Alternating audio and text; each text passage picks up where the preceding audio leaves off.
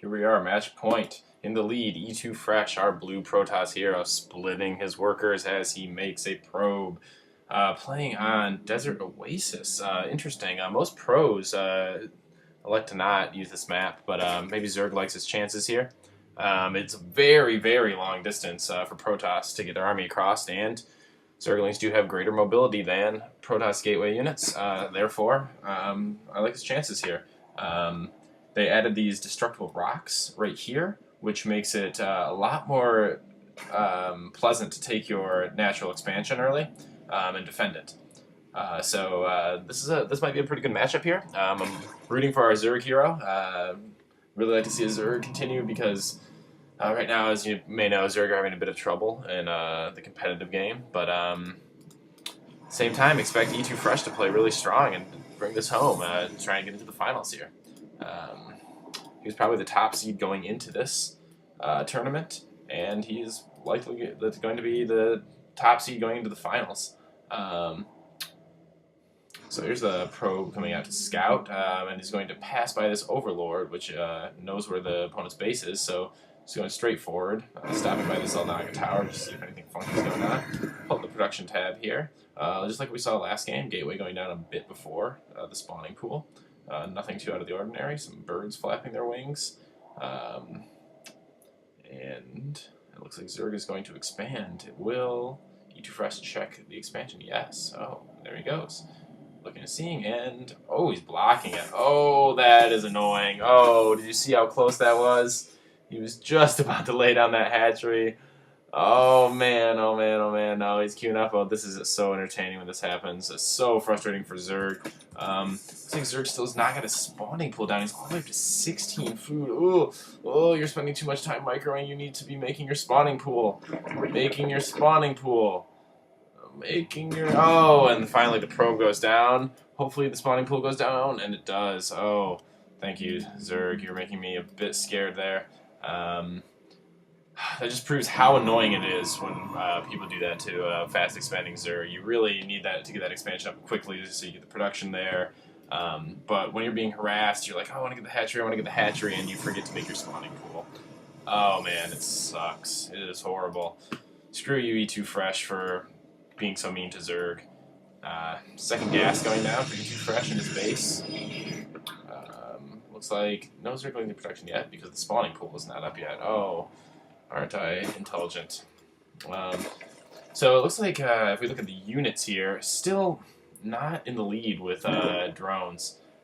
When you have this much unspent minerals, that's not good. You want to be in the lead especially when you're not producing units yet at this point. So it looks like a zealot has already made its way out. No, perhaps not. Not quite.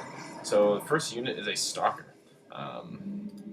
ETOOFRESH not going with his standard zealot opening. Stargate going down. Ooh!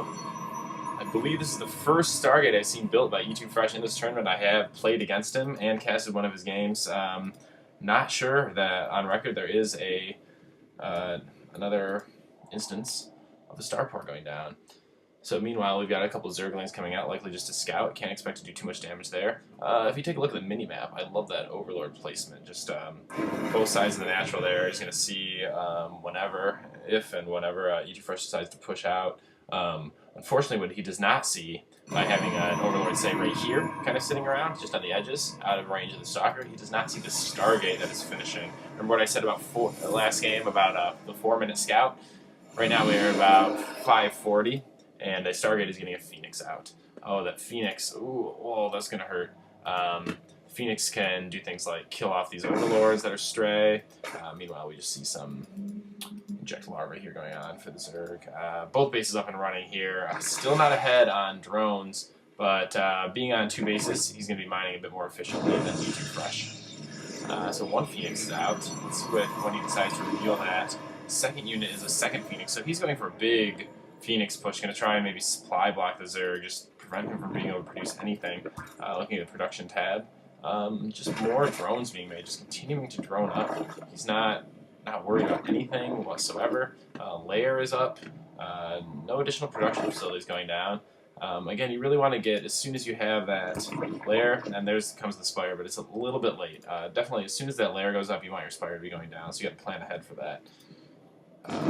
Just more Phoenixes coming out. See, you really want to be able to scout Phoenixes or Void Rays, because unfortunately, Phoenixes are going to do a really good job against Mutalisks. And here he comes in with 3. He's able to lift up the Queen and just prevent the Queen from doing any damage and kill it with the other 2.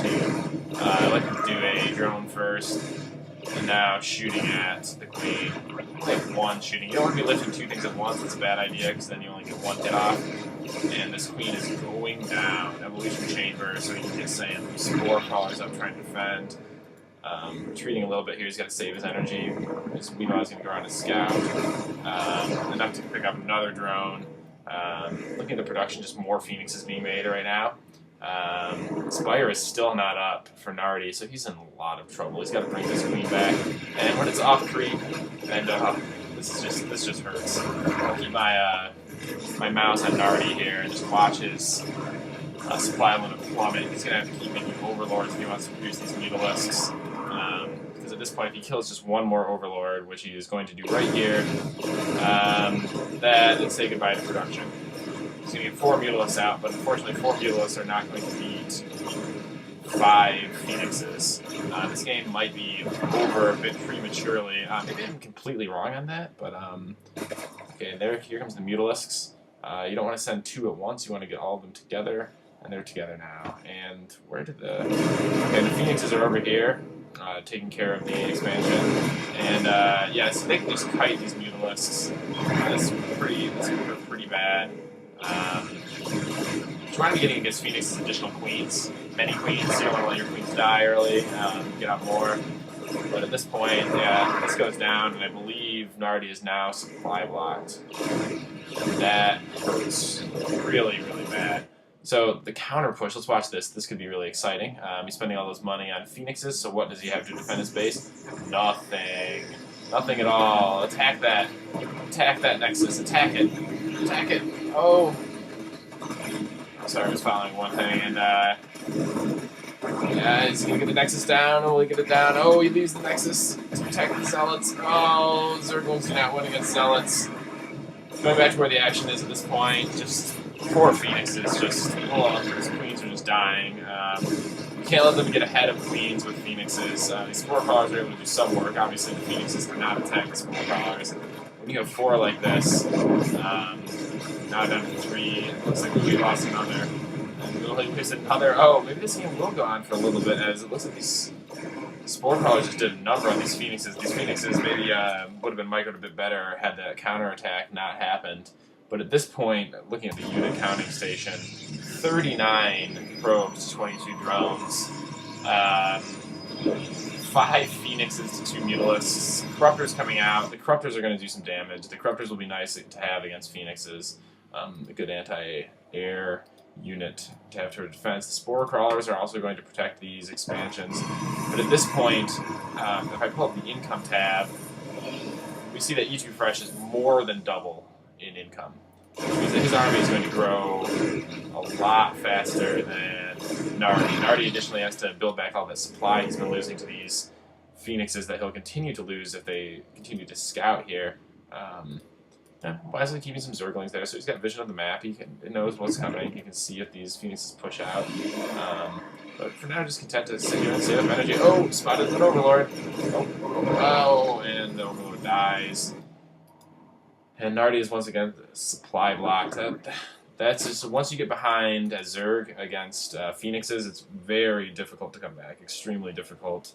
And this push looks fatal to me.